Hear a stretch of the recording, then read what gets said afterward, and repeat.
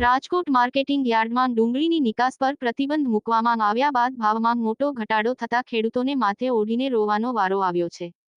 બીજી તરફ હાલ લસણના ભાવમાં નોંધપાત્ર વધારો જોવા મળી રહ્યો છે. માર્કેટિંગ યાર્ડમાં નવા લસણની આવક ન થતા જૂનાના 1 કિલોનો 400 થી 500 ભાવ બોલાયો હતો, જેમાં સારી ક્વોલિટીવાળા 1 કિલો લસણના 500 ઉપજી રહ્યા છે. ભાવમાં થયેલો આ વધારો યથાવત રહેવાની સંભાવના વ્યક્ત કરવામાં આવી રહી છે. એક ખેડૂતે તો એવું જણાવ્યું કે જિંદગીમાં પહેલીવાર લસણનો આટલો ભાવ જોયો.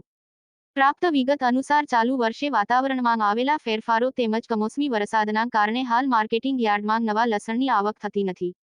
જો કે લસણ જીવન જરૂરી વસ્તુ હોવાથી તેની માંગ યથાવત રહી છે, જેના કારણે ખેડૂતોને જૂના લસણના સારા ભાવ મળી રહ્યો છે.